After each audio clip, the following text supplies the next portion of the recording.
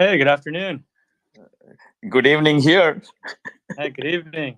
What time is it out there? It's 6:30. 6:30. Not too bad. Is Well, there? thank you for organizing all this. This is awesome. Good timing too.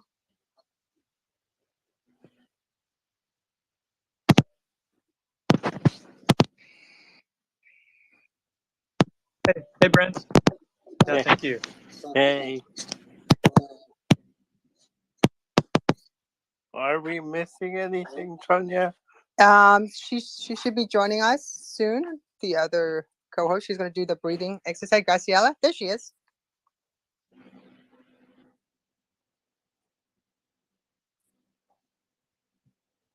Just want to do some quick housekeeping.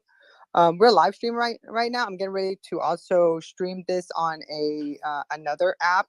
So it's going out to 6 social networks. So just know when you grab the mic, when you ask questions or anything, we'll be using your audio and your picture to promote future promotion. And also just, I enjoy cutting up the little clips to share with people on social media. Just, because this is very informative and it's something we all need to know about. Hi, Victoria. I guess I'll open the space, Tanya.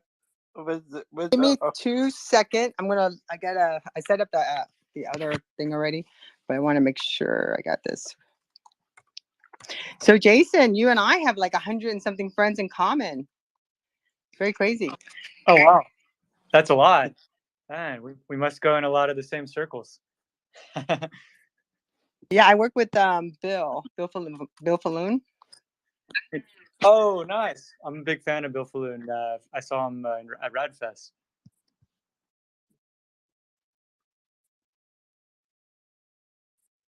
Yeah, he was. We were there. I've been doing media for them for a while, like just to help out because of Bill.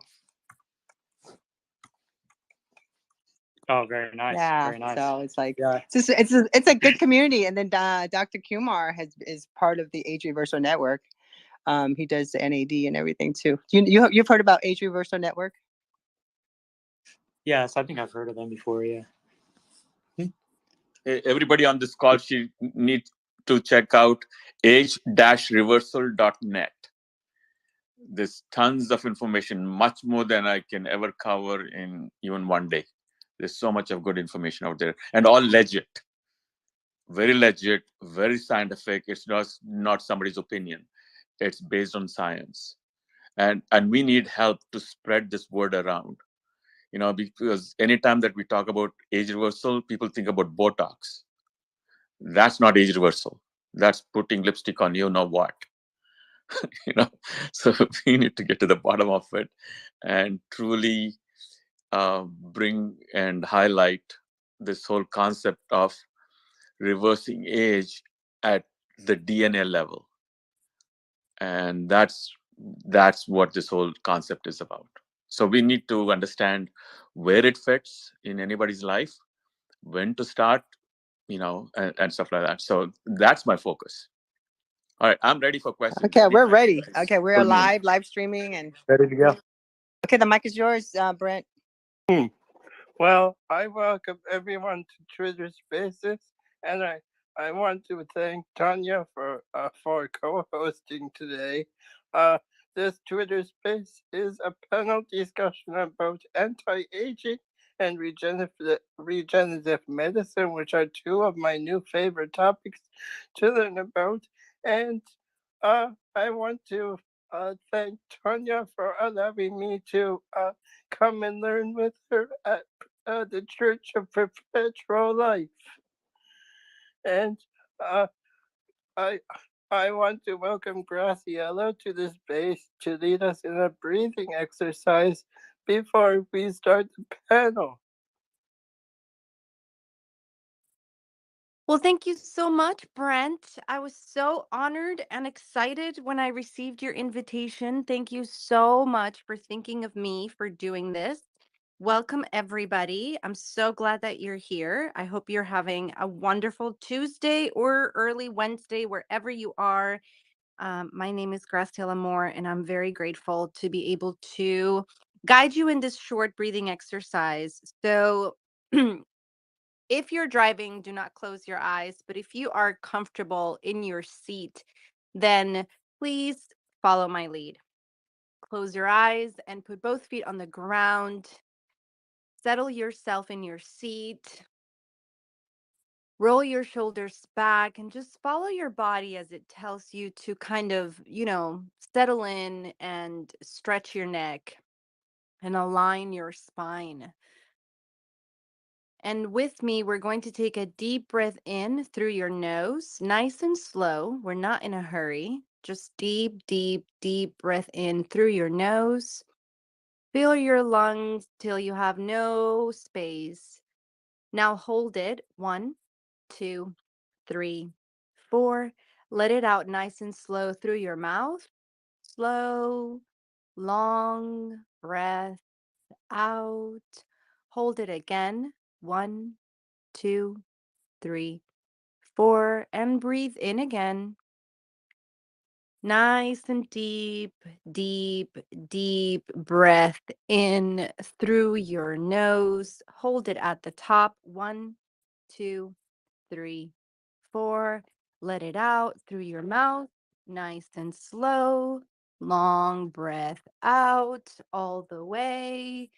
Hold it again. 1, 2, 3, 4. And one last time. Deep breath in through your nose all the way till you have no room for air. Just fill your lungs all the way. Hold it at the top. 1, 2, 3, 4. And let it out through your mouth. And when you let it out, you might feel like you want to gasp, and that's okay. Just settle into your heartbeat, settle into your steady breathing, and remember you are loved and safe and so grateful for this moment together. I hope you all have a wonderful conversation. And Brent, thank you again for inviting You're me. welcome.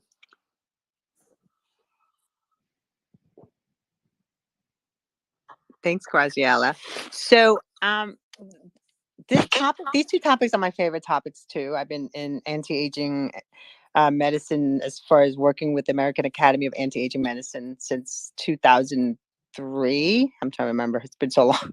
2003, and I remember when Dr. Klatz and Dr. Goldman changed it to regenerative medicine. And I thought it was so weird. It was back in 2005. It's so strange to think of like, we're going to regenerate? What are you talking about?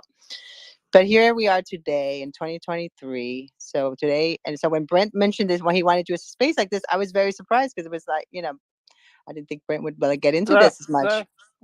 That's when you were given a bunch of papers and told to call a bunch of people to if they wanted a booth. Yes, I was an exhibit salesperson. Yeah, for A4M. The hardest part of it went back then in 2004 to tell people talk about anti-aging medicine and try to get them to exhibit. It wasn't funny at all. I didn't have a computer; I had a phone only, and they thought it was funny. But a lot of them that did join exhibit became huge exhibitors and went on to do great things. So. But when it comes to regenerative medicine, we have a lot to talk about. And today, I wanted to go ahead and introduce everyone. I wanted to say hi to Dr. Kumar, who I work with. For disclosure, we do our space together, short health space. And when we talk about all different things that he's doing in his practice and what the things that he came across. So he is the founder and of Lifewell MD. It is located in Palm Beach County. And Dr. Kumar is a board-certified oncologist, integrative medicine physician, Harvard Medical School trained acupuncturist, and best-selling author. He has positively impacted the lives of over 10,000 patients over his 20-plus year career. His passion is to help patients achieve peak physical, cognitive, and sexual health, no matter how old they are, achieved with a combination of cutting-edge technologies and the emerging field of regenerative integrative medicine. He delivers impressive results for his patients when traditional insurance-based medicine fails or is inadequate. And again, welcome, Dr. Ramesh Kumar. Hi. Hi, thank you so much, Tanya. My goodness. Thank you for those compliments. Well, I mean, Anyway. I can tell you some of the Dr. Kumar is incredible. He's he's my doctor too. So we talk about all kind of stuff, and we've done NAD and different things, and I'm just so thrilled to be and privileged to work with him all these years. So our next guest is our next panelist is Jason Mercurio. I hope I didn't kill your name there, Jason. Not too bad. Not No, too not too bad. bad. Did I pronounce it right, Mercurio? Yeah, Jason C. Mercurio. Jason C. Mercurio. Okay. And is the founder and CEO of Ageless Partners. He provides the average individual with clear, up-to-date, actionable insights on how to slow down their aging and improve their health. He shares insights on increasing health spans through techniques related to exercise, nutrition, detoxing, fasting, and supplements. His mission is to innovate across multiple interdisciplinary fields to accelerate progress toward age reversal technology. He received a BS in applied mathematics with a minor in computer science from UCSD and a master's in financial engineering from UCLA. He enjoys biohacking, running, lifting weights, reading, and being with his family in his free time. For more info, agelesspartners.com. Welcome, Jason. Thank you for having me. Really appreciate it. Really glad you guys were able to put this together. And thanks, Brent, for the invite. Thanks, Tanya. You're welcome. So our next panel is and I invited Tom because I felt like he speaks a lot about, like, if you want to know anything about exercising and how the body works, Tom is the man. And I feel like exercising is such a key factor to longevity. So Tom Furman has been in martial arts and conditioning since 1972, with an early background in wrestling and a student of the methods of the York Barbell Club. Tom immediately separated facts from fiction growing up outside of Pittsburgh. 11 members of his family were combat veterans, the most famous being Uncle Charlie, Charles Bronson. His down-to-earth training methods derive from his decades-long practice of martial arts and his study of exercise science. The application of force, improvement of movement, and durability rank high on his list of priorities when training. He gives credit to hundreds of hours of seminars, training sessions, and backyard workouts, including training time with many martial arts legends. He also credits his incredibly gifted training partners from varied backgrounds, such as exercise psychologists, airborne ranger, bounty hunters, boxing trainers, and Coast Guard rescue divers. And Tom is also an author, and he's an incredible blogger. He helps a lot of people, and I'm thrilled to have him on the stage with us. Hi, Tom. How are you? Hello. How are you doing? Fantastic. Full disclosure, Tom is a good friend of mine. We've been friends since 2008. We met on Facebook, and we went and had coffee. Well, I had tea, and I don't know if you had coffee. Tom, I can't remember back then, but we have been friends Of course, since then. coffee. Yes. Why live without coffee? But Tom here is very straightforward, upfront, and so I thought he would be a great additive to the panel discussion on anti-aging and regenerative medicine. So the mic is yours, Brent. I don't know. I know you had some questions you want to ask, and don't forget, everybody, we are recording this, and I'm also recording this on Headliner, so I can cut up the snippets. Because Brent does accessibility space. I'm going to be doing the snippets as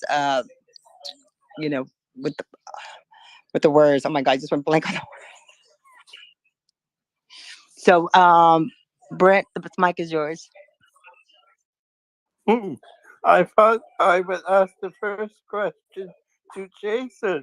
What do you think about all of the technology we have now for anti-aging? Sure. Thanks, Brent. Yeah, appreciate the question. Getting a little feedback on my end, though. Thank you. Yeah, so I would say there's a lot of technologies that are in the pipeline. And as of today, so thinking about there's essentially 3 overlapping revolutions that are happening. We have biotechnology, nanotechnology, and AI/robotics. And at this point, the biotechnology revolution is effectively the most mature out of the 3, but lagging closely behind, AI and nanotech are also picking up steam. And we see this with things like ChatGPT, which is really just the beginning of the public attention that AI is going to get and the different aspects and considerations while we're beginning to build effectively a mind to some degree, something that will appear or will be convincingly able to articulate itself more and more realistically. And so it's really these three overlapping revolutions that are going to lead us to age reversal. Um, and I really, the way I think of it is that there's really key enabling technologies that are going to get us there, such as advanced gene editing, and in particular, the intersection of quantum biology and nanotechnology. I think once you're able to manipulate things that are very small on the nanoscale and leverage a deeper understanding of quantum biology, at that point, we'll be able to fully reverse the aging process. And and I mean, take someone who's say in their 90s and revert them back to their 20s. Now we're still a little ways off from that in terms of the technologies, the enabling technologies to actually make that happen. However, I always make the argument that our society has a moral obligation to pursue them faster and to accelerate the path to these life-saving technologies. There's a lot of other tools that are coming into existence around the clock, and I can kind of go into those in depth if you want, Brent. If you want me to kind of keep going, those are sort of the major sort of forward-looking or far-out technologies, but I can talk about some of the more recent ones that are maybe in the near term, if you'd like as well. Let me know.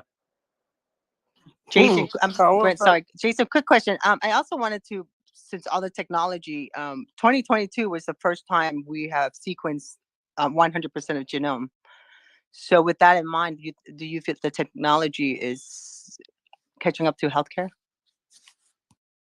That's a good question. The sequencing of the genome is definitely a pivotal moment. I mean, ever since it was sequenced originally back in the 2000s, I mean, then biology became an information technology, and it's been able to grow. When I think about it, it all comes down to cost. How much does it cost for someone to sequence their genome, and are people willing to share that information? So there's a lot of like societal roadblocks to getting where we need to be. But I think having large scale genomics data, transcriptomics data, just all the omics essentially, and having that data accessible is going to be critical. Now, that data is growing so fast now that we don't have enough data scientists or computers even to analyze that amount. And when they say data is the new oil, biometric data, that's definitely going to be the new gold. Let's just say, because your data is going to be so valuable. Now we'll be able to take that data and build models from that and make inferences. So we'll be able to determine, okay, how is this drug going to affect my personalized biology? But I think we're still a ways off to really seeing the power of that. I think we're kind of seeing a trickle. Like for example, we saw most recently in silico medicine using AI through their drug development procedure in their phase 1 clinical trials. And so, we're seeing it more and more across many organizations, across many, people using big data and using genomics to decipher and extract value. I give the example of Nebula Genomics, which is a George Church company, where they basically make the claim that they're sequencing like a significant amount of your genome. If you compare that to like 23andMe, and you'll see that on their website, and I think like the mid version, that one's 100 gigabytes, so it's pretty big. It's a lot of data. So we're gonna have the information, but it's just what it really come down to is how do we then use that information to design new therapies and actually leverage those tools to become healthier, and that's where the problem lies. Well, according to Bill Falloon, there's no problem with that, actually. I think there's so many different protocols, and there's a lot of people testing too, doing a lot of their own clinical testing. So while I listen to a lot of different doctors talk about it, I also listen to doctors who are actually practicing and teaching regenerative and functional medicine like Dr. Kumar. So I think, because now we're able to sequence our own genome. I mean, I think George Church, didn't he minted his own genome and he auctioned it off. I think that was the whole thing. Oh, Yeah. really? Wow. He minted into an NFT and he auctioned it off. So Okay, guys, can I jump in for 1 second? yes, please. Okay, so so we developed the whole genome sequencing back in 2012, I think. But anyway, the promise of genomic sequencing has not been realized, and there's one simple reason for this. And again, so everybody can understand, it's the epigenetic effect on gene switching. That's where we have lost control. We are not able to figure out what genes we need to be able to enable or shut down. And it's not only a static picture that we need to get, but it's a dynamic phenomena where the genome is reacting to everything that's there in the environment. Anything that whether it's our thought, whether it's our hormones, the diet, the vitamins, the minerals, whatever we are doing to ourselves, the change occurs because some of the genes are switched off and some of the genes are switched on. That is the difficult part. And that is very similar to this whole concept of quantum computing. The traditional way of computing was either a 0 or a 1. Now, with quantum computing, it's any variable between 0 and 1. And that leads to infinite possibilities of what genes can be turned on and what genes can be turned off. That's what we're grappling with. And that's the reason, we thought we could end cancer by just discovering the genome sequence. And we're still struggling. I mean, I deal with this every day. So we are probably realizing less than 0.1% of the benefits of genome sequencing. So what we need to do is get up, and that's where we are stepping in, right? With whatever we do in medicine, with what is available for us, we are trying to find out the end result and then figuring out what happened with the switching on and the switching off of genes. You see? So once we learn that, and this is where it gets dicey, and hopefully, with like Jason was saying, if we have better control of all this big data and figure out what the genome turning off and turning on means, we can do something and get a better control of the expression of those genes that are already there. See, that is the issue, and that is the struggle. And that's the reason why most of this genome sequencing has not really come into play for the most part of traditional medicine. Majority of the cancers are still freaking incurable. The most common cancers are still incurable. Lung cancers, breast cancers, yes, we're buying them time. But we are not being able to wake up and say, oh my God, we achieved it because we have genome sequencing. So hopefully in the next 5, because I predicted that we'll get cancer, a cure for cancer at the most basic level by the year 2020. Guess what? We are 3 years out already, and it's still not happened. So that is a disappointing fact. But again, at least we realize what the issues are, and hopefully, our engineers and scientists will jump in and kind of figure this stuff out. So because that is an area that is really, really dicey. So that's my little comment. Yeah, I'll just hop in. That Yeah, was well yeah. said. I definitely agree, and it's sort of like with cancer, it's a very tricky problem, and I think advanced diagnostics are definitely going to help. More and more companies are able to predict that when you have even a very, very Yeah. small tumor, that part's been advancing rapidly, and even the precursors for cancer may actually exist in the blood. And so the key to cancer is really early detection is number one for that.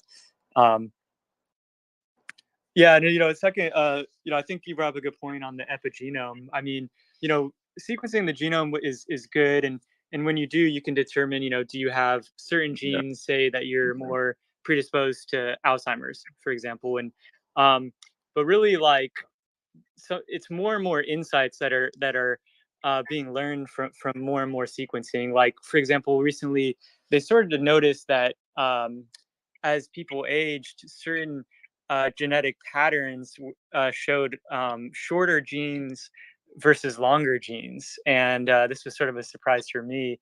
That now they don't know necessarily the exact mapping of each gene on exactly what it would do or how it would work, but that overall, like, high level pattern, I think that's progress to some degree. But to Dr. Kumar's point too, the epigenome is very important, because now that we understand that there's this layer on top of the genome that can activate and deactivate certain, your genes, and the level of activation to some degree is based on your lifestyle and many factors, many factors. And David Sinclair recently showed that that is effectively uh, malleable, that we can actually alter the epigenome through our tools, through our technologies, and reverse the aging process. And on one of the calls that George Church was on, he was essentially asked, what is the technology that we need to, like, make this all reality? And he said, what we need to be able to deploy these therapeutics to every cell in the body, because right now, if we had something that really works, it's very hard to get that into every cell, and that's one of the challenges. But I'm sure we'll get there. Yeah, I agree. So again, continuing that same conversation. So here we are talking about basic research coming down to the clinical level. So I've adopted a slightly different angle for difficult medical issues. And as a clinician, we have certain boundaries that we can play in. We have a little playground. So what I've done is I've done my research on the past, what's worked in the past, and now, since we can understand, like, for example, acupuncture, right, has been around for 5,000 years. And the reason it's survived is because it's effective in the right hands, in the right techniques. And now we have the technology to figure out why it works. Because that was what was difficult for us to wrap our head around, for us to be able to accept acupuncture, because, quote unquote, there was no science behind it. So now, since we understand the science behind it, we can adapt it. So in other words, I look for results and then figure out the how and the why and how you can refine it. You see? So I'll give you another good example that this has been life-changing for my patients. And that is something called ozone therapy. I think everybody who's on this call or whoever has been listening, go to PubMed, our area where we have legitimate medical grade articles, peer reviewed journals, and put in ozone therapy for health, longevity, anti-aging, COVID, neurodegenerative disease. All the most difficult, challenging patients that we have today, I'm telling you, I've changed people's lives. Again, it's a long topic. It takes me not just 24 hours, probably a whole year to talk about the nuances of ozone therapy, but the successes that I've had. And again, because we understand the science behind it now. So the way I've positioned myself is not only where Jason is in terms of looking at the future, in terms of genome, that's all well and good. And hopefully we'll be able to see the fruits within our lifetime, but also looking back, 100 years, 200 years, 5,000 years, and bringing that into the present, looking for results. And if we get results, then figure out the how and the why. And that's where my sweet spot is. And so I have this nice balance of dealing with radiation, cancer patients, PET scans, CAT scans, early diagnosis, genetic testing for cancers, and whatever, everything that's there in the cancer area, because that's my area of interest. But on this other side, what I've discovered is, yes, we need our rapamycins, we need our seroanalytics, but what has really changed the outcome on my patients quickly, inexpensively, effectively, with the fewest number of visits is ozone therapy. And I and I kept talking to Tanya about us making ozone therapy as a part of the age reversal protocol. Hopefully, we'll be able to get together with Bill and see where we can, because the science is there. And, I mean, across. So people know about ozone therapy as a disinfectant, as something to do with the ozone layer. What we're talking about is medical ozone. I'm not talking about something that is toxic and crap like that, but medical ozone used as a medical product with the dosage, route of administration, frequency of administration, and the cases that you pick and choose for these kind of issues. It's been radical. So I'm kind of trying to push this concept, not because I have a personal agenda in mind, but this is widely available in Italy, Spain, Cuba, South America, any place where cost is an issue, where healthcare costs are a big issue. And I'm telling you, if we across the board in this country adopt ozone, again, in the right hands, in the wrong hands, anything, any knife can become a murder weapon. So I'm not talking about doing this willy-nilly, but under the right situations, I think we can really create something magical. And can you imagine mixing what has worked in the past with what's coming up in the future? Mixing and matching that would be the golden period of medicine. Quick question on that. How do you see ozone therapy comparing to like the hyperbaric Oh oxygen? my God, no comparison. No freaking comparison. No comparison. Ozone therapy is much It better. is, You're saying ozone is much better? a hyperbaric chamber, you got to do what, 20, 30, 40 dives and 2 hours each. Ozone therapy takes 5 minutes, 6 sessions, done. Oh, wow. Done. Okay. Again, I'm talking about how to administer it. It takes seconds for it to work. Seconds, not days, weeks, months. What is the procedure? So like with the hyperbaric, you're kind of just breathing in this so chamber. What is ozone, the you never breathe in. Never, ever, ever breathe in ozone, because that's a very highly reactive substance in the surface of the lung lining, and it's extremely toxic. So the only route of administration is never, ever, ever breathe, and never, ever, ever get ozone IV directly. There are some people doing it. That's a no-no. People have died because of that, and that's the reason the reputation of ozone therapy has taken a nosedive, because of stupid people like that. So, so there are different routes of administration. Very quickly, there is IV administration where you mix ozone with blood. Again, we are treating ozone as a medicine, so there's dosage to it.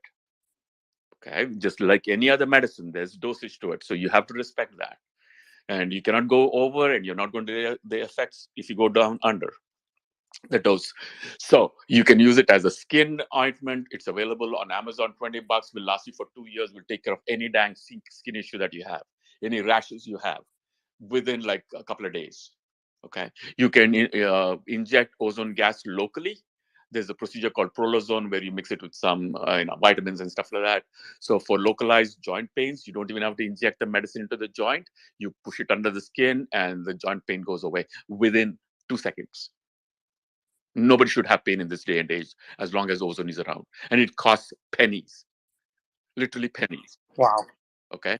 That's incredible. So the cost of the machine is like $7,000. The oxygen tank costs like, I don't know, like $100 every 6 months or so. And that's your expense. And of course, your time, your energy, and blah, blah, whatever. So it can be done. I pinned up some PubMed information about ozone for everybody, if you want to take a look at it. Tons of information. You can use it across the board, from wellness and peak performance all the way down to somebody who's had a stroke. I've had patients who had, or this particular patient who had a motor vehicle accident at the age of 20, has been stroked out with spastic paralysis for 12 years. He's 32 right now. So he comes to me for medical cannabis certification. I'm in Florida. So that's what I did. Then we offered him ozone. I'm not going to go into the details on how and when, but the point is, the first week, so I do 2 sessions a week. He comes in a wheelchair, stretched out. Second week, after 4 sessions, we see him coming in a walker. 5th session, he comes in holding a cane. 6th session, he comes in, Say, Kumar, no stick. Look at me, I'm jumping. He's freaking jumping up and down. And there was no hope for him with big data, AI, nanotechnology, genomics. Nothing was going to make a dang difference in his life. And everybody had given up on him. And ozone therapy was the only variable that changed his life. And I go crazy passionate about this because I see these results. And literally, when I interact with these patients, it's amazing. It is nothing short of a miracle. So that's the extent of my. I get excited just talking about it. That's We're really gonna do good. a space about that Yeah. too on one of our short Yeah. spaces and stuff. I'm gonna be coming to your practice Yeah, and we're gonna we do a this. little live And the best video. part is, Tanya, and I think I told you, right? The top guys in this country, and Tanya knows who that is, have approached me for these particular procedures. And I'm not going to go to details because these are sensitive names. But just imagine the top guys in politics, in the political arena, who sought me out and coming in and have had the results. It's just mind blowing. It is changing. So the key here is this: yes, we need to be aware of what's coming on in the future, with all the multiple trillions of dollars being poured into technology and biomedics, medical stuff, and the rest of the research in medicine and the pure science. But at the same time, never ever forget about what has worked in the past. And since we gave up on that because we did not understand the how and the why. But now, with the tools that are available, we can understand the how and the why, which gives us more reason to be able to bring it back now and utilize it the best way possible. So, having an open mind towards the future and the past is really going to help our present. So, in other words, you don't have to suffer through waiting for some breakthrough technology to come in, 5 years down the road, 10 years down the road. You can look back and see what worked and see how you can explain it. And if it works, go ahead, use it, as long as you understand what it is and there's enough science to back it up. So that's where I'm going to leave it at. Absolutely. I definitely agree. And I think you bring up a lot of good points, especially that, the tools of today aren't that bad. And I think that they're underutilized, especially, I mean, at least here in the US, like the current medical system is, a little bit of a mess. And, the fact that we have these tools that like you had your example of someone who can really repair themselves so efficiently. Yet we're still seeing, so much disease and widespread issues across the board. 1 in 3, over 1 in 3 being obese here in the U.S. and it's we have a lot of the tools and really we just have to come together as a society and be like, okay, let's leverage these tools and make sure people have access and make sure that they're understandable. Because another issue too, like is like a lot of these like ozone therapy, for example, like the average person in here probably hasn't heard of it. They probably they may be reluctant to try it even. And another procedure that I've come across, it's very, very powerful, just like the one you mentioned, is this plasmapheresis. This therapeutic. Yeah, you've heard of this one? Yes, sir. Yep, absolutely. So again, in that same line, Jason, you just stimulated something in me. So there is a procedure. Again, I've not had this done, or I don't have the capacity to do this procedure, but people can go figure out what is called EBOO, EBOO, extracorporeal blood oxygenation and ozonation. So what that does is it's very similar to a dialysis machine. So you have blood going out and the blood coming back, in two different arms. So you have quote unquote like a dialysis machine, but it's a special form of dialysis machine which filters out all the garbage in your blood, your triglycerides, your cholesterol levels, whatever. And then while the blood is coming back to your system, you have the blood oxygenated and ozonated. And you circulate that over and over again. It takes about 3 or 4 hours. There's a little bit of risk involved because of anticoagulants, but it's the highest level of anybody can do for their health. I mean, it's pretty expensive too. It's time consuming. You require a lot of infrastructure for it. And the machine itself costs somewhere around $100,000 or so. But if I had the capacity to bring it, I would bring it in today. Oh, for sure. No, 100%. And both of those procedures, I think what it comes down to, I think what they're now finding is that this dilution theory is starting to become more and more look like it's true. And originally the scientists thought that they've identified something in young blood that can effectively revert people back, and that still might be a possibility. That still might be true. But it turns out that it's certain factors in the old blood that diluting that makes a massive difference, like Dr. Kumar was alluding to. And I've talked to a few people who have gotten TPE, this plasmapheresis, and all they're putting in, back into their body after the blood leaves the body in one arm, is actually just like albumin and saline. It's no young blood or anything. And so the simplest thing, and Jason, the simplest thing that people can do for age reversal is to donate blood. Simple. That's what I do. Every 3 months, I'm donating a pint of blood. Because when you're donating, you're actually cleaning out your body, right? Your toxic chemicals and blood, whatever that is accumulated in your body. Again, so the people who are collecting the blood are utilizing the components, the platelets and the red cells and the plasma, whatever. It's not like you're giving something bad to them, you see? And that allows the body to kick in regeneration of your bone marrow. So sorry, go ahead. No, absolutely. I think it's a good point. Yeah, and I think it's it's sort of like the new cells that are being created are effectively younger than the cells that are leaving the body, pretty much. And yeah, I mean, there's a lot of those techniques, and similar to Bill Falloon, we're actually working on a rejuvenation protocol as well. Where we want to effectively bring people back decades, like because I know it's possible, and I think we're actually closer than people think. Not to bringing someone from 92 to 21, we're not there yet, but I think from bringing someone back, say 20 years across multiple biomarkers, robust biomarkers, I think that we're pretty close to that, and I think we're going to see that, and we're essentially putting together a plan to do that, and effectively the body. There's approximately 78 organs and a microbiome in your body, and I believe we can effectively quantify and measure biological age across all those organs, and we can revert entire organ systems back in time. There's nothing that says we can't do that.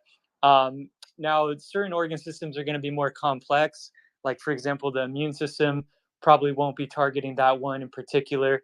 But things like the circulatory system and the muscular system, these two are very, very critical, because you think about, why do people actually die?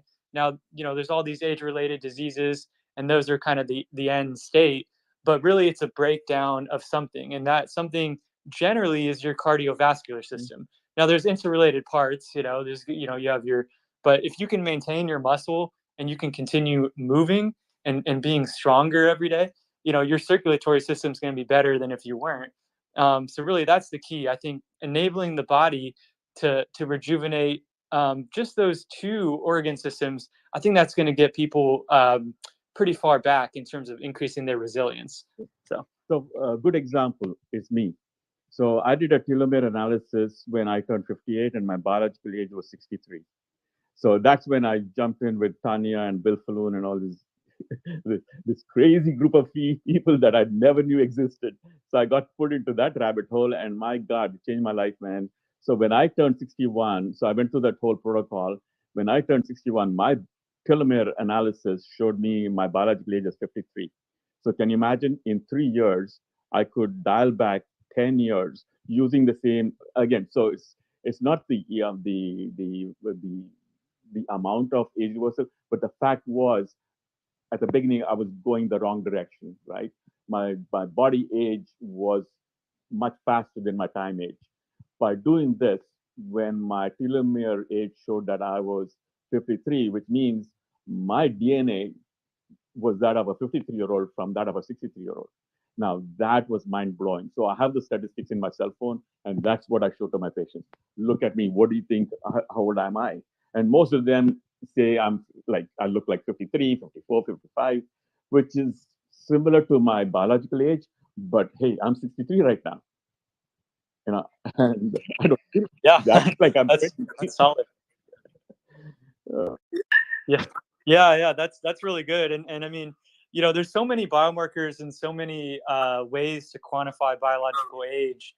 But that's impressive. That's good. I took one of the life extension blood tests actually when I was at RadFest. This is like the LabCorp one. If you're familiar, I think it's the age reversal one. Dr. Kumar, right? Jason, is it the age reversal one? It's the one with life extension. Is that the same one? Yeah, it's the same one. Yeah, they have a lab for $5.95. Yeah, so I took that one, and it actually said I was 17. So, yeah, I was a little surprised on that. No, but the thing is this. So that's what I tell people. Listen, so let's not obsess too much about the quantity of age reversal, but what we want to do is relative comparisons. Okay, you were at this number on this day, you did something, and what's your number now? Are we heading in the right direction? I think that should be our level of understanding when it comes to age reversal, rather than saying, oh, this is because I think statistically they're comparing it with the rest of the population, right? So I'm an Indian of Indian origin. Now you compare my biological age with somebody who's not my race or whatever. I don't think it'd be appropriate. But the key here is, are we heading in the right direction? I think so. Does the intervention change the direction that you're going? I think that is more important than obsessing about the absolute age. You agree? I agree. Yeah, it's all about the direction, the rate of aging. Yeah, good point. Yeah. So we talked about circulation. So I want to go ahead and bring in Tom, talking about working out and for longevity, because that increases your circulation by working out. Yeah, certainly. I mean, the most powerful tool right now that people could do for themselves certainly is exercise. To echo the words of Dr. Peter Attia, that top cardiovascular function increases all-cause, red death and so forth by 5, strength training by 3, and if you combine them, we don't know that number. There are some studies out there. Reduces your cause of death, and certainly practically picking things up, being able to squat to a toilet, getting up off the ground are things that diminish rapidly near the end of your life. And so you want to maintain those things. You'd be surprised to look between a kindergarten class and a senior citizen home. If you put people on the floor, how long it takes them to get to their feet. That's a good measure of aging. Or maybe carrying a spouse or friend on your shoulder out of a fire. If you don't have that type of strength, that person dies. So these are things that apply, very, very fundamental components of life, aside from the chemistry, which is very interesting. But where do people park in parking lots? Closest to the store. They don't park across the parking lot like me. and could they climb a rope to get out of a building if they were dying? You see these emergencies all the time happening. California floods. You've seen thunderstorms, hurricanes, tornadoes, natural disasters, car accidents. You certainly survive better with a stronger neck. You survive. Longevity could be related to your grip. What's your grip strength? How many push-ups you can do? All that says is if you're a sturdier, stronger human being, you have a better chance of living. And the cardiovascular benefits of doing exercise, cardiovascular exercise, which is very specific, and strength training, which is very specific. Doing those, if you want to de-age yourself, get lean for your sex, which for women is probably around 20%, men around 12% body fat. Get stronger, be able to do pull-ups is a good measure, because if you can't do pull-ups, you're either too weak or you're overweight. That's one measure. Then there's others for lower body strength and so forth. And do cardiovascular work nearly daily: walking, running, biking, rucking, rowing, which is like the Rolls Royce of cardiovascular exercise. Make sure you have a good range of motion around your joints for what you want to do. If you teach yoga, it's going to be great. If you're a bricklayer, it might be less, but it still has to be practical that you can get up and down on your knees and kneel. And certainly eat properly, eat adequate protein, about a gram of protein per pound of target body weight, adequate vegetables and so forth. And I prefer animal protein for humans. And hopefully have some hobbies to de-stress you, whether that be golfing or fishing, or it could be reading, it could be musical instruments, it could be combat sports like I like. But those type of things and certain social interactions, we find people with social interactions tend to live longer. But those are the things humans can do, average human, before they even step into research or with a physician. Oh yeah, just to echo what Tom's saying, 100% agree there, and it's underutilized, and a lot of the time, people go to the doctor and they're immediately being prescribed some medication instead of thinking about, like, am I exercising enough? Am I lifting weights? And seeing the widespread obesity here in the U.S., like one in three or more, it's definitely a societal issue. I mean, in the medical system is more about profiting to some degree. I mean, the incentives aren't necessarily completely aligned, especially you go to the doctor and the system has an incentive to prescribe you drugs rather than give you nutritional coaching or exercise coaching. And 100% agree too that these basic tools are at this point effectively the most powerful, like working out and diet. These are soon on the horizon. They won't be when we have more sophisticated tools, but for the foreseeable future, I mean, these are the cutting edge to some degree. So thanks.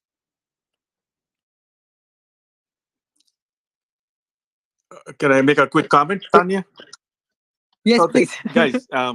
I don't know if anybody has heard of this particular thing. It's a system I have in my office. It's called Vasper system. It's a website, and it's a little bit of a technology out of Silicon Valley, actually Mountain View, California. So where you can work out on that machine for 20 minutes, and it gives you the benefits of a 2-hour workout in a gym. So go take a look at it. It combines cold and compression to leverage out your workout. So it's like high intensity interval training. And right now, the only time I have is to do that. It takes 20 minutes and a 10-minute cool down period. So 30 minutes, you're in and out. So for those people who claim that they don't have time, see if there's something like this in your neighborhood. Obviously have a physical coach, like Tom was saying, somebody who can guide you and make sure you're doing all the right things. So before you guys come to me as a physician, make sure you do your homework. Do what you can at home. That shouldn't cost you a dime. And the other thing I think we're talking to Tanya about is this whole thing about grounding. Exposing bare feet to just the open grass, or somewhere safe, or soil, or walking on the sand is the best antioxidant therapy that anybody can have. So folks can go to PubMed, look up grounding. There are tons of publicized peer-reviewed articles that are just mind-blowing. So these are all the simple things that can be done. And so when it comes to diet, the one that works for me the best, as an example, is intermittent fasting. So again, these are the 3 topics that people can explore and dive deep in if they are interested. All right. So, Brett, did you have another question? I just took over. I'm so sorry. I get all excited on this stuff. Did you have any other question? Because I want to go ahead and if anyone want to grab the mic, they're welcome to join us on stage. And do you have any questions for Jason, Tom, or Dr. Kumar? Well, I had a question for you, Tanya. Can you explain to our listeners your experience with NAD and life extension vitamins? Well, sure, if you want me to. But well, in 2017, more like 2016, December 2016, um, I was part of the clinical study for the NAD. It was like 300 milligram, and I was with Better Humans, and so and James and I was like his assistant. So I order all this stuff. So I was taking NR at the time. It was in 2016, so I started taking the precursor to the NAD. So it's the reason why I quit drinking. I couldn't sleep. The first time I took NR was I fell asleep by midnight. I was out. I think that started my whole journey of finally being able to sleep. Even though I discovered life extension, even though I was on all these different things I tried, I could never go to sleep, and I used to have to like get Ambien or something to go to sleep. And I'm telling you, in 2016, I wasn't taking Ambien, but I was prescribed for it because of the sleep issue I had. I did NR, it just changed me. And then in December 2016, being part of that clinical study for Better Human, helping them, with the patients and all this stuff. And I still didn't know what was going on, really. I knew this was something new that we're going to get into. There was patches. There was all different things that the delivery system. So he gave me one. He filled out my paperwork and everything. I had to fill it all out and sign and agreed. And he didn't enter me in the clinical study, but he wanted me to try it out because he said, to try it out. You are at the age. You're a perfect candidate, actually. And I showed him all my recent blood work and everything. So I did my first infusion. It was only 300 milligram. It changed me. I felt like air got blown in my brain or something. I don't know. It just felt so, whoa. And then from that moment on, I just went on to I just wanted to not drink. I had this whole clean brain effect. I didn't drink. I didn't smoke. I didn't do anything except, eat healthy. And I worked out and I walked and I did all that stuff. But I think that was the happiest, the youngest I've ever felt. That was in 2017 to 2020. I felt incredible. And my DNA methylation age was 10 years younger after. And we were just saying that they had wished that I had taken the test for that, but I didn't yet. So Jason, I don't know if you know Bobby Brooks. I'm gonna try one of his tests too to figure out what my DNA methylation age now after the whole crazy being in this whole pandemic thing coming out. And then, during this time I was hanging out with Dr. Kumar during this lockdown thing. I was getting my NAD, wearing my mask. It was so, but yeah, Dr. Kumar and I were like, he was my partner during this whole time. And if I had anything question I need to know, I asked him. And I've been taking life extension, my gosh, since 2004. I got into it, and it's changed me. I don't take any pills. I have 4 herniated discs, fractured sternum. I shouldn't be here. I shouldn't be alive right now, actually. But I have some of those scar tissues from all my car accidents in my younger days, and all my, once you have a herniated disc, it's not like it's gonna come back.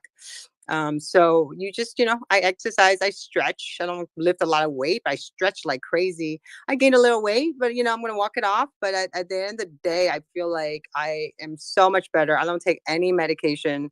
My doctor wanted me to get disability. They wanted me to go collect my disability and just go ahead and sign over my life and not do anything. And I just didn't see that happening. So, and here I am today. I don't take anything. I have a clean brain effect, meaning I don't drink. I don't do any of that. I'll work 12, 14 hours straight without feeling tired sometimes. So again, you got to love what you do. But I hope that answered your question, Brett. If you want to see film of Tanya having her NAD infusion, go to YouTube, because on her social chats channel, Tanya has a video. But that video, a couple of my YouTube video was not meant to be a live stream, and then it got turned on accident. I don't know, it was the Facebook phone, iPhone thing. So after that, I just and so I just started recording. I have tons of videos no one's even seen yet, that the ones that I've done. And with Dr. Kumar, I just took a little bunch of snaps, just a bunch of snippets of different ones. And everyone, my whole family in Vietnam were like freaking out during the pandemic. I'm like sitting here shooting selfies of myself, getting an IV, just making all this music going on and just promoting it on social network. And my cousins and my aunt and my uncle were like freaking out. They were like, what's wrong with her? Is she sick? Why does she have an IV during this pandemic? Remember that, Dr. Yes, Kumar? of course. Yeah. We had a board meeting. We had a women in communication board meeting at Dr. Kumar's office. That's how my ladies and I connected, was to just to sit in his office and get an NAD infusion. I'm telling you this. So me being part of Life Extension's group, with Bill, and I have to credit Tanya for pulling me in, because before I met Tanya, I had no clue that something like age reversal even existed and was even possible. Because 99% of our physicians who are like me before are clueless. We think about age reversal as putting Botox, or putting lipstick on, what, you know. But this is not that. And truly, the reason I'm feeling as good as I am today is thanks to Bill and Tanya and the entire gang, who really, oh my God, man, these guys have changed my life. And I'm really so grateful. And not just me, my entire family, because they opened my eyes and my brain and my mind to so many things that we thought were impossible. So I mean, again, people say, right, nothing's impossible, but this, we truly mean it. When we say age reversal, the first thing is, people's jaw drops when I talk about age reversal, because they've never heard of it. And then I pull out my cell phone, show them my biological age from before and now, and the steps involved, and it's just mind blowing. I mean, I got videos too of what you used to look yeah, yeah, of course. The early days. Yeah. And I got introduced to hormone replacement and all the top guys in the field, But again, I wouldn't be here doing what I'm doing with this kind of passion without the support of all these guys. I mean, they've showed me the way, and I've just taken, entered that little doorway and found myself in an entirely different universe. So my life is good in terms of being able to be in this side of traditional medicine, being a cancer doc, helping my cancer patients day in and day out, and also crossing over to the other side of the other universe where it's non-traditional medicine, but stuff that works, period, over and out. That's it. Tanya, thank you so much. No, thank you. It's been such an incredible, just learning so much from you too.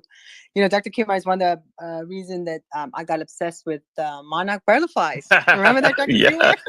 we still have a. Oh my gosh, you don't even know. I was spinning. Okay, they were like $5, $6 a little plant. My butterflies, I ended up getting like 100 of them, a couple hundreds of them. Because they ate so much. But see, he has it nice in his backyard. I was just a little crazy. Anytime I just kept feeding them just to see what happened. And they just kept coming around. There's tons of them. So, but Dr. Kumar is the reason why I stepped away from my computer and touched nature because of that. And we do a whole thing about grounding, and it's so important too. So. All right. Thank you. So, Brett, it's about 7:34. Did you have any other questions? Any closing thoughts? Anybody want to pop up here and ask some questions? And Gracia, did you want to ask any questions or anything? What about two and the final questions for Jason? Where do you see anti-aging and regenerative medicine going with the new technology like Web3 space or the metaverse? Oh, sure. Good question.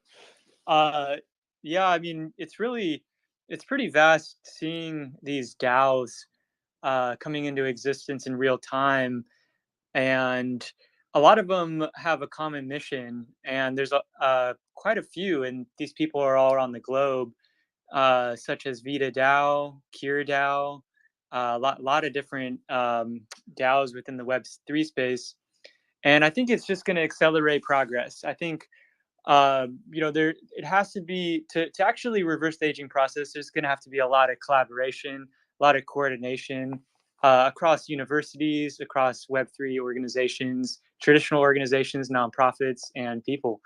And I think Web3 plays a big role in the decentralization of that. And a lot of them have a core mission. I give Vita DAO as an example, just a phenomenal organization across the board.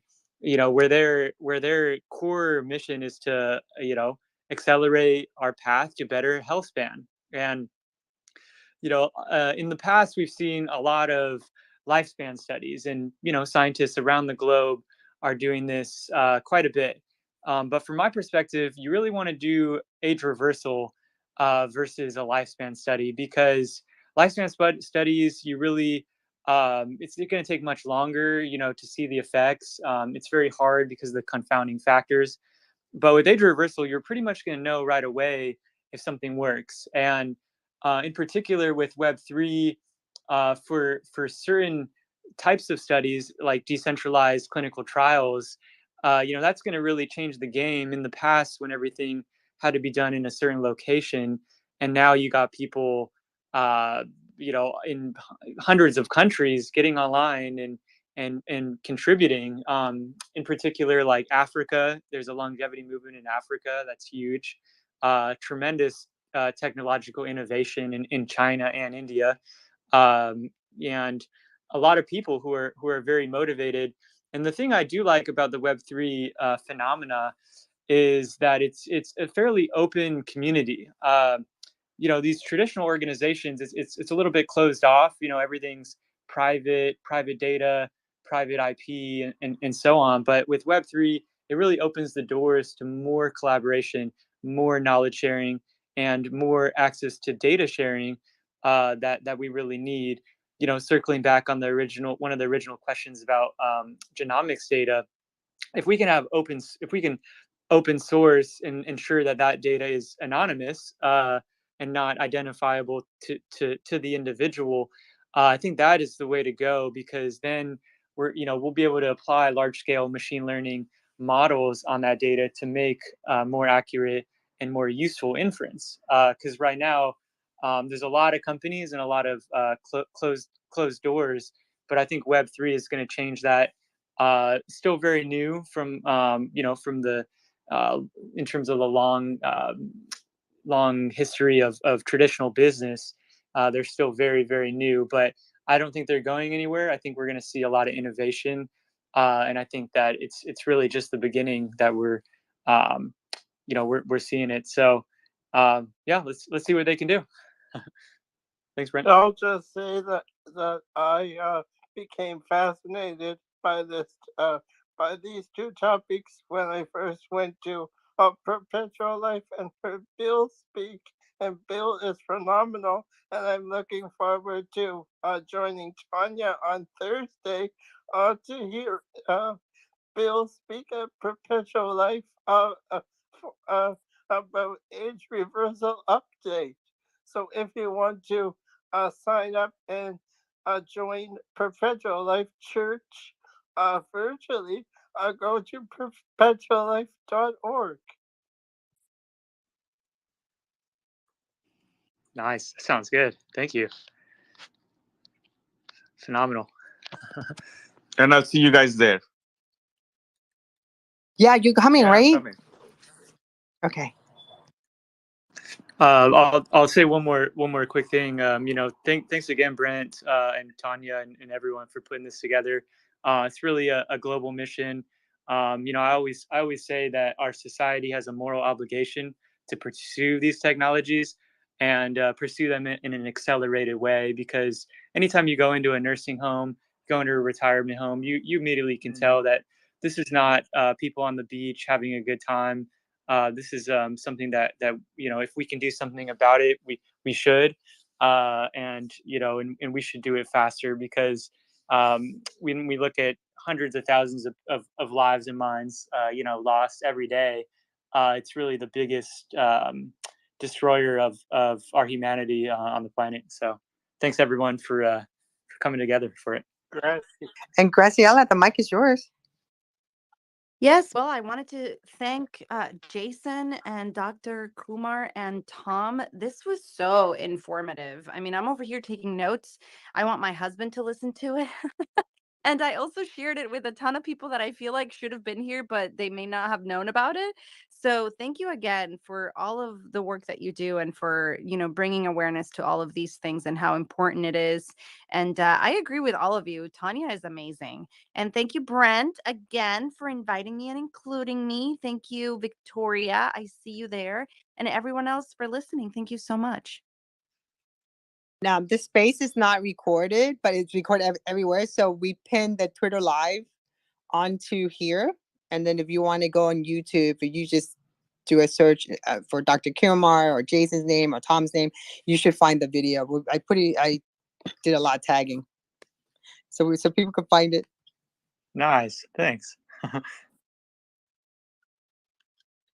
So Brent, do you want to do the closing remarks? The closing thoughts that I have are that age reversal can be done if we use technology.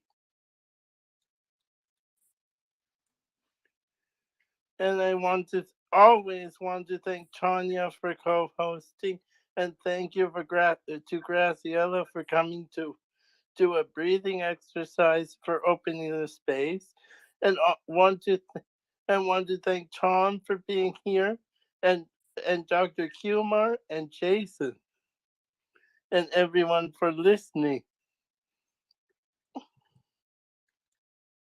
So before we go, let's Dr. Kumar, can you tell us how to get a hold of you for our listeners? Sure. So the easiest way to get hold of me is to text message me at 772-332-9975. That's a US-based number.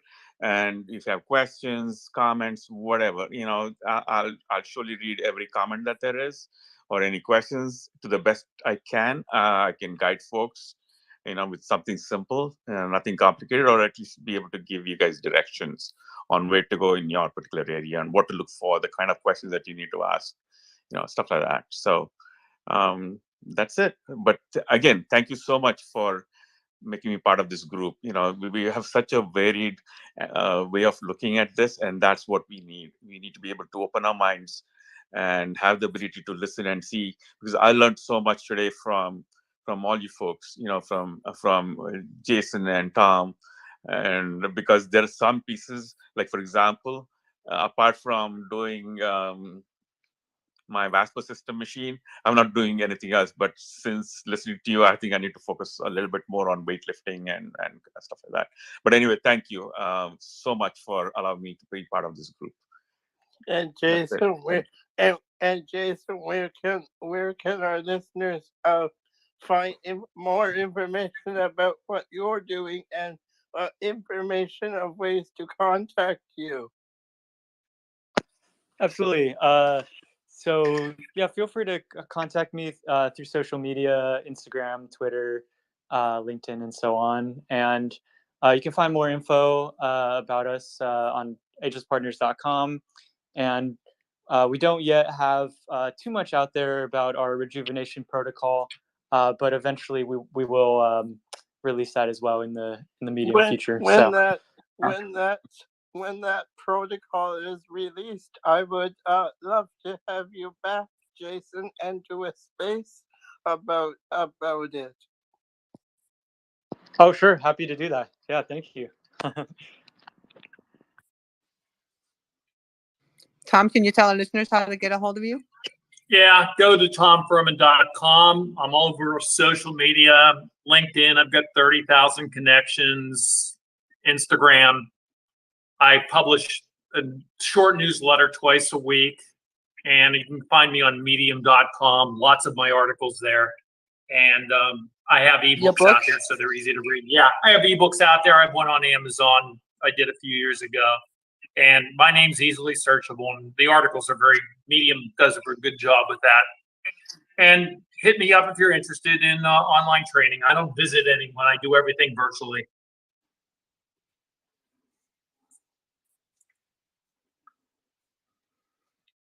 Well, I want to say thank you, everybody. I love this one of my favorite topics. So it was a lot of fun. And everything is live. So it's on Facebook. We were live streaming on Twitch. But the Twitter live is here. So we want to take a look at re-listen and take some more notes. And And if you need any questions or to help anything, you guys know where to find me. I'm here, known as No Aging. Thank you as always for co-hosting, Tanya, and being here. Bye, folks. Good night. Thank you, everybody. Good Bye. night. Good night. Thanks, guys. Appreciate it. Cheers.